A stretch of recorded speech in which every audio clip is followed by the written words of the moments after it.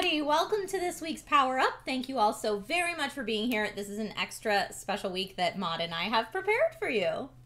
Yes, absolutely. We got a guest on today's show. Trisha and I have had the pleasure of working with him throughout these years. But it's also an amazing time to have him as a guest because of my last episode's watching that I had, which was rewatching all of Avatar the Last Airbender in 2.5 days, which was an achievement. And I went into battle for Rotten Tomatoes about all the characters. So this is going to be a really interesting conversation, and I'm going to try and not fangirl. But I would love to welcome today's guest, Dante Basco. You guys know him as a Twitch streamer, director. He's done a bunch of other things, but he's also the voice of Zuko from The Last Airbender and Rufio from Hook, which is a childhood trove of amazing moviness. Dante, thank you so much for joining us on Power Up. Thank you guys for having me. I miss you girls. What's going on? It's like it's Girl Geeks Unite up in here. I didn't even know you guys knew each other. Dude, it has been so long. So Dante and I first met each other at a convention that was in its very baby first or second year. It was a video game situation, wasn't it? Well, I think you were emceeing the cosplay contest, and I was brought there as a convention guest to sign and sell posters at a booth. And we were put up at the same hotel and didn't know each other, but the convention was still figuring itself out, so there wasn't a ton to do. Right. So we just hung out the whole weekend. Exactly. I do remember that. I remember we ate pizza. Mm-hmm. Were we in DC? Was it DC? Yes, it was Washington, DC. Mm-hmm. Yeah. We ate pizza and we went out. There was a big Hearthstone thing going on there. These big Hearthstone guys were trying to teach me Hearthstone, which I did Hearthstone. That's when I first started playing it. I also remember... Pokemon. It was a Pokemon championship. There was a Pokemon championship. There was a Hearthstone thing. And we we found some bar or nightclub or something. And that's when you were vlogging every day on your YouTube channel. So you vlogged the whole thing. Like I said, I haven't vlogged in a while. That was one of my... I suck at vlogging. I like watching other people's vlogs. I just have no time to edit. I have no time to editing stuff. Oh, yeah. That's a nightmare because you got all these great ideas. And you got to put up your recording in public, and everyone's like, oh. And you're like, I hate it. I like it when it's done. When it's done, I like it. Doing it is not my favorite thing to do. I hear. And then when did you and Maude meet? There's another DC thing. But DC Comics. Yeah, it was a DC comic thing. All I remember was Maude was sick. Yep. And sneezing and stuff, and I was like, are you contagious? What's going on? I was like, you're going to die, and I'm the reason. Right. I'm the harbinger of death. But she knows Aussies. I threw some Aussie names at her, and she knew all the Aussies. Yeah, and I can't say that because I'm like, there's millions of people in this country. There's no way I know. Yes, I know all of them. Yep. I know that. I know those. Yeah. Like the little Aussie gang. Yeah, we do. We stick together. And what else? We did a Star Wars thing. I got a photo with BB-8. There was a movie marathon as well. Exactly. That's so cool. They were opening, The Last Jedi, right? Was The Last Jedi, I think? So. Yeah. Yeah, I was so excited to watch that. I was at the El Capitan Theater. Yes. Mm-hmm. Yes. And now we do nothing. Now there's no events to go to. There's absolutely nothing. This is pretty good nothing that's happening right now. This is a great event. The great thing we can catch up through friends and folk through online stuff and hang out and not be so so distracted by the open bar. And I'm actually not sick, and even if I did sneeze, you're fine now. Hey. You're not sick, I know. Heyo. Well, Dante, thank you so much for taking time out of your schedule to hang out with us today. Because you have been up to a million things. Your quarantine has not slowed you down. No, my quarantine has not slowed me down. I've been, I directed a film called The Fabulous Filipino Brothers, and so I've been doing post production on that through the whole COVID on remote with my editor, my sound department, and which is not the best way to do stuff, but the way we had to do it was really cool and fun. Mm-hmm. And then I signed on to do this Twitch show called Artificial on Thursday nights, which was I think it's the first scripted, scripted thing on drama on Twitch. Bernie Sue did it, and they won an Emmy last year. So I think we're in line to be, nominated or something this year. We'll see what happens. Bernie is so good. I swear, everything he touches turns to Emmy nominations. Right? I know this guy. He won 2 Emmys for YouTube, won an Emmy for Twitch. he's such an innovative mind, and he reached out to me. We've been pals for a while, so he's like, "Hey, you doing anything during COVID?" I'm like, "No, not really. What you got?" And so we've been shooting this whole drama from our home. This is my setup. You know, I'm kind of like in this crazy.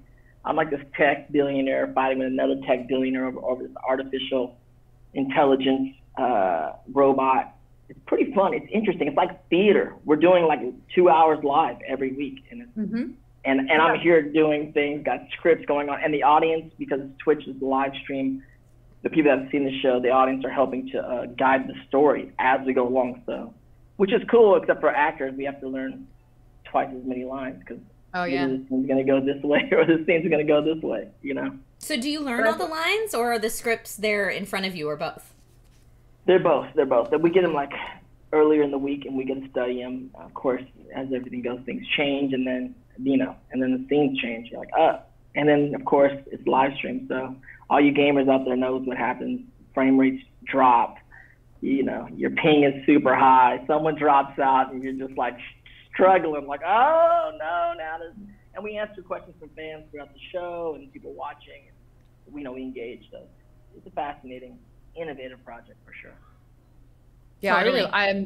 I was introduced to it in the first season because my friend was a producer on it, and she was just like, we're doing something that we're using a platform that has so far only been used in particular ways, whether it's like sort of gaming or just like one-on-one interaction, but to actually put on a scripted narrative show where the audience has a choice in where the actual, show goes. I think that, that's really incredible. But I was there when they were shooting it in a house.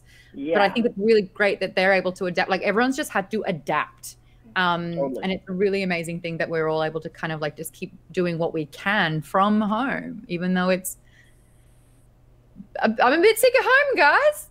I'm a little bit sick of home too. Actually, this is actually, how long has it been now? 3 months? Something like that. More. It's been more than 4 months. This is the longest I've been home in like 3 years. I can't believe I've been home so long. I didn't know anything in my house. I've never used my kitchen. I've been here for 10 years, and I've never cooked anything on my stove before the COVID.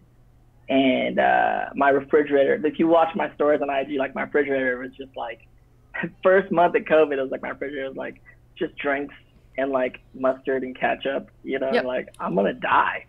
But now I fully cook every day, twice a day. Been wild. I've been going through the closets, taking things off the walls, redecorating. I've been getting intimate with my home. I'm kind of itchy and feeling antsy though. Last night I was like, I can't believe I can't go anywhere. Like I can't go anywhere. You can't get on a plane. You can't go anywhere. Yeah. And I literally, I think my assistant told me like the last 2 years I was out of town, like 6 months out of the year for the last 2 years. Like literally, I have not been in town. You're out of town all the time, dude. Every time I look at your Instagram, it's like, look at this awesome country I'm in now. Yeah, I mean, we're doing cons and then my producing, and I've been doing a lot of stuff within the Asian scene. Been back and forth to Asia, producing a bunch of projects and developing a lot of projects. So that's cool. Yeah, it's cool, but it's a lot of traveling. I miss traveling a little bit. When you were traveling, I have that as well, where it's like every time I was back at an airport, I'm like, oh my God, I'm here again. And that motion, the cyclical motion of all of that, where it was just like, and then checking into a new hotel and then being like, oh, I guess I'm back here again. But so it's like when I was doing that, I was like, it'd be nice to just be able to stay at home for a while. And now that I'm at home for a while, I'm like, I just miss being on a plane. Totally, just a little bit. Although I don't know, I haven't been on a plane. I actually landed in LA the day they locked down LA. Oh, from Asia. Oh, wait. I was coming back. I was closing some stuff up in Manila, and I had a meeting in Vietnam, in Hanoi, and then and I was in Jakarta, Indonesia, and then I flew back. We had to change our plans because we heard Trump was closing borders, and we're like, oh no, we have to change all our plans like last minute, and flew back home, and I haven't been on a plane since. I don't know. I feel like none of us are going to be on a plane ever again for the rest of our lives without a mask. It's never going to happen. Matt? We have a new normal. Yeah. The new normal for planes is going to, like when TSA hit after 9/11, like now we have TSA forever. Yeah. I think the mask thing is forever on planes, forever. Yeah, maybe. Before this, how many people got sick almost every time they fly anyway with something or other? Like, if it was over a 10-hour flight, guaranteed I got sick. Right. Yeah. I never really got sick, but I just sleep. But now I'm going to sleep with a mask on. Yeah. That's fair. You've also been streaming a lot more, which is really cool. I want to chat about some of the things you're doing because you're diving into movies. You're doing a rewatch of Avatar as well, which must be such a trip for a lot of people who are big fans. Yeah. I've been streaming. Yeah. I mean, again, we're in COVID, so we're just trying, we're as creative folks like you guys, we're just trying to stay creative and figure out what we're doing and see how we can kind of like turn that into some kind of thing we can engage and hang out and kind of take what we're doing and put it out there. So first and foremost, Avatar came back on Netflix and became like the #1 show on Netflix, which kind of blew me and the whole cast and all the friends away. Like, how did that happen? Like, no one saw that coming. And so we decided, my stream team, Honor Society here on Twitch, decided to start watching the show. So we watch every Friday. After this show, we're going to be watching it. We're just starting book 2 today. And what happens is I basically bring back cast members and crew members, and we kind of just watch it with fans and friends and tell stories and basically we drink. We have drinking games. Basically it's like a Friday afternoon drink. By the end of it, they're like, Dante's just drunk up in here on White Claw. No, I'm not. Oh my God, I've got White Claws right now if you want to get started. Yeah. And so we're basically like watch the shows and kind of remember what's going on, if we remember anything about the shows or tell stories behind it. But we've had, of course, Jack Descendo, who played Sokka, joins us like almost regularly. Michaela Murphy, who played Jesse, aka Jesse Flowers, who played Tops with us all the time. Olivia Hack, who played Tylese with us all the time. Giancarlo Volpe, who's like the director, has come join us. Phil Lamar's come. So many other voice actors have come hang out in the show. Greg Baldwin, who plays Mako, who replaced Mako to play Uncle Iroh, has joined us several times.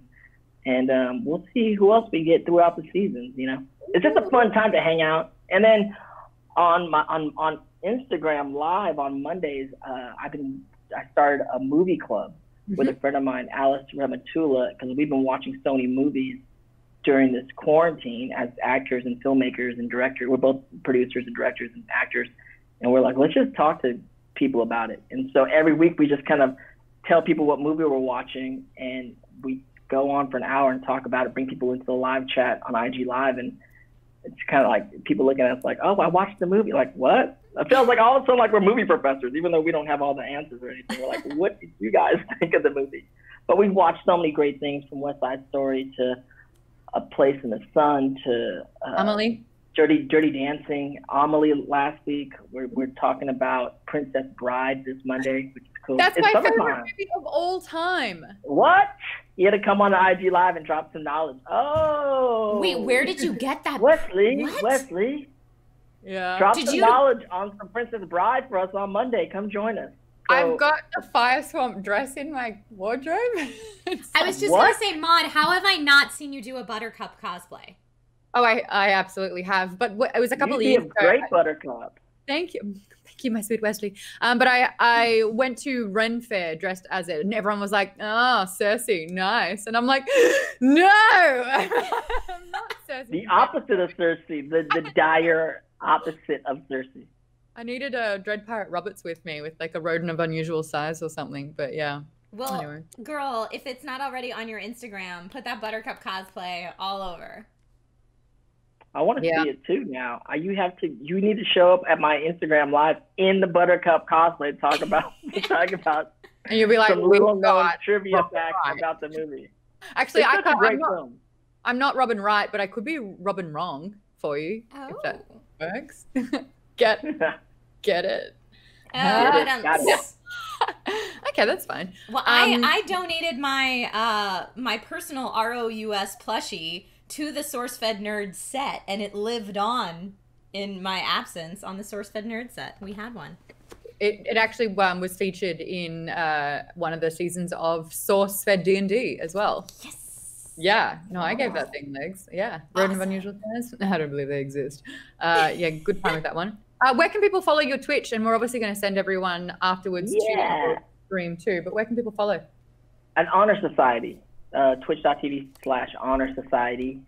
for all the Avatar heads. For everyone wants that honor. Searching for your honor.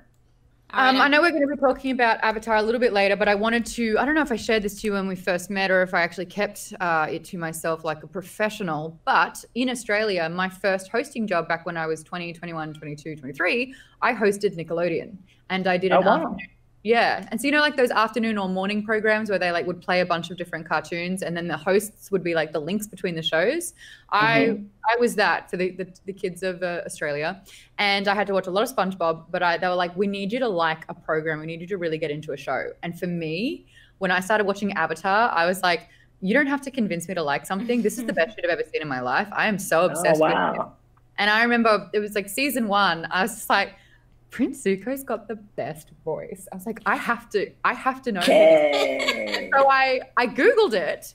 And when I found out it was you, I had the most like insane reaction and response, like running around the living room going, my mind is blown. I can't believe it.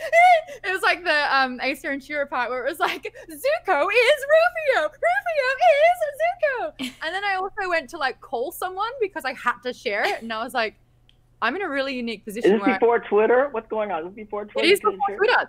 This was back in 2007, 8. And I was like, I'm in that sweet spot where it's like I'm an adult watching a program that's technically supposed to be sort of like for kids, even though I'll argue that point. But I also am at the same age where I was in the cinemas watching Hook and had like it's had such a profound impact on me then. So it was a combination of like those two things where I was just like, I feel like I'm sort of unique in this particular moment, but it was mind blowing for me. And that was that was 13 years ago. You did not tell me that. No. You kept that to yourself. That's cool. I mean, I've gotten that reaction from a few people that are right in your same age group that kind of make that idea. And it still happens today where people post things like on TikTok or whatnot when they find out. But it does make sense if you think about it. When you look at the characters, you're like, oh, but yeah. They are. Same kind of redemption kind of arc thing. Bad boys turn good. I think that's been my casting growing up, you know. Okay. That's awesome. Dante, we are going to jump into asking you what video games you're playing and what shows you're watching and everything that you're reading in just a moment. But we are so excited to have you here on this week's Power Up. Chat is going crazy with so much love for you. So you are the perfect guest to have this week. So again, I know people can follow you, twitch.tv/Honor Society. Where can they find your podcast? Where can they find the other stuff that you're doing?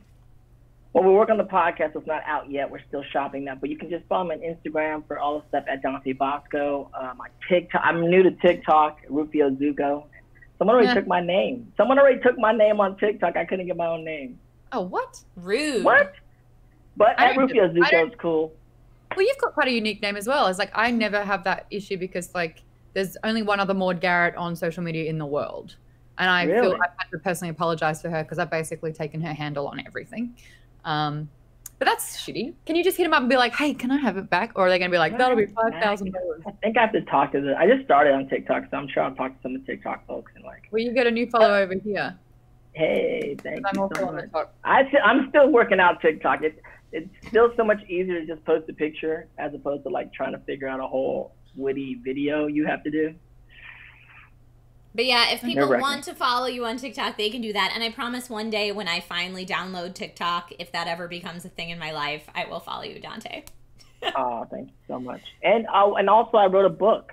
So people can go to Amazon or whatnot and check out my book, From Rufio to Zuko, which is the memoirs of my life.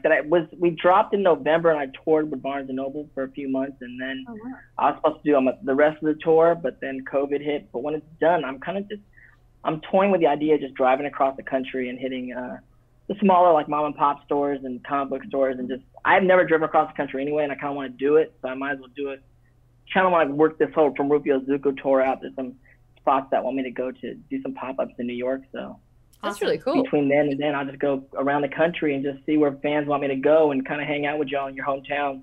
Is there a little nugget from that book that you can share with us now to get people excited and to purchase it? Yeah, basically, you know, the whole thing, it wasn't my idea. The publishing house came to me and they were like, we want you to write a book. And I'm like, you know, of course, like, oh, what? I'm like, I'm too young to write a book, like about my life. What do you want? And they're like, well, they said basically they pitched the story to me. They go, we want a story, a Hollywood story from an Asian American perspective, and you're the kid that we all grew up with, so we want your story. And so I was like, yeah, great. And so I started writing, and I was like, I don't know what to write. And then the thing that hooked me in was like, what do I want to tell to the next generation of actors coming to Hollywood? Because me and my family came into Hollywood not knowing anyone, and went through a lot of ups and downs and bumps and roads, and great things happened and horrible things happened. And just wanted to give something for the next generation of artists coming to town to like look at, read at. You know, you're gonna make mistakes, don't make these mistakes. But especially for Asian American artists and people of color, you know, there's a certain point of view I have that I put into the book. So check it out. It's called From Rufio to Zuko. It's a memoir book. And, you know, and like we were talking about earlier about traveling, it all starts with me, like in the Denver airport going, I'm here again. And I was going through a breakup at the time. So it's kind of like, it's a breaking up of an engagement, and stuck at an airport kind of leans me into like reflecting on my life. Oh, wow. That's awesome. Yeah. Good on you, man. You're an author as well. That's fantastic. One book, Maude, one book. Still, one book that probably sells more copies than 95% of authors out there. So, well done, sir. Hey. Well done, sir. Well, Dante, we will have you back on in just a bit to talk about video games and all the different things that you're playing. So, hang tight. Thank you so much for being here this week. And yeah, we'll see you in just a second. So, that is the interview portion of this week's Guest Power Up, and we will be back with more of Dante in just a moment to find out all things playing.